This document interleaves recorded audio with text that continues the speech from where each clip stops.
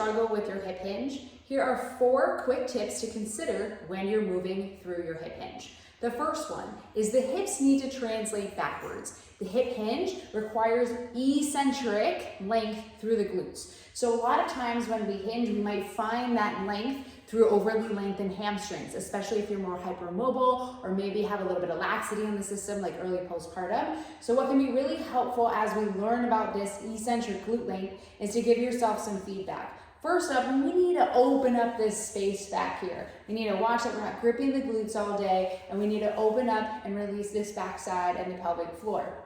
As we work on doing that, we can focus on that eccentric length. One thing I like to cue is almost like butt blooming. So you can take your hands and place them on your butt cheeks. So as you think about keeping those knees soft and sending the hips back, it's like your fingers are kind of growing and spacing apart as you lengthen the booty cheeks behind you. Another way to think about it too is almost like 2 fingers. You're kind of placing them here, and as you grow, the fingers sort of slide apart. Ultimately, we're thinking about those hips translating back, like you got karate chopped at the hips, because this is a hip hinge movement. So first step, we want to think about that eccentric glute length and those glutes translating backwards. The second step is we want to think about our rib cage and our pelvis. We want these two to stay kind of stacked and oriented together.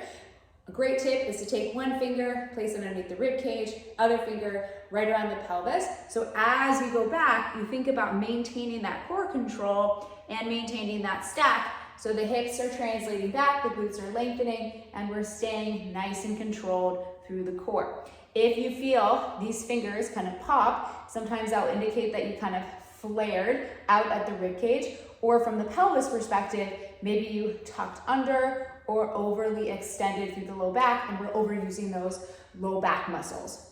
So tuning in and maintaining that stack, giving yourself some references here can be really helpful for your hinge. Another tip is to consider your head position. Where our head goes, our body follows. So if you're in that deadlift, you're looking at something ahead of you and you're lifting your head, maybe you're trying to protect your low back or there's something in front of you, then typically that rib cage is going to flare up at the same time. We're going to arch the low back, we're going to overuse these paraspinals. It's not going to feel great. So you can cue a slight chin tuck, but not like this. Maybe think about holding an orange and just gaze at the horizon as you go down and maintaining that stack, and the glutes are translating back. So just think about that head position, because where our head goes, our body follows. The last tip is to consider the feet and consider shifts in your deadlift.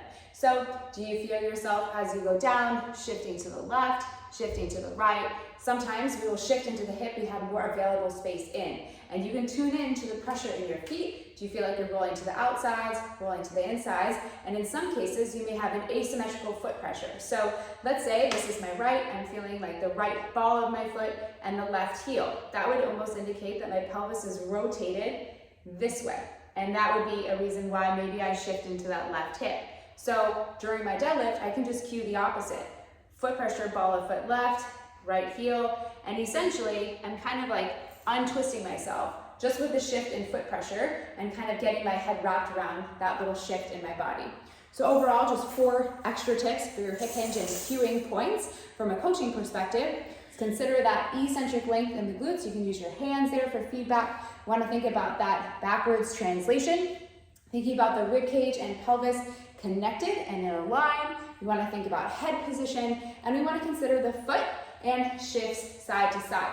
Obviously, the shift might be due to different things going on at the pelvis, maybe one side not having available internal rotation, but on the spot in cueing, we can think about foot pressures. We can just think of fun, short little cues that help us get us in a better position.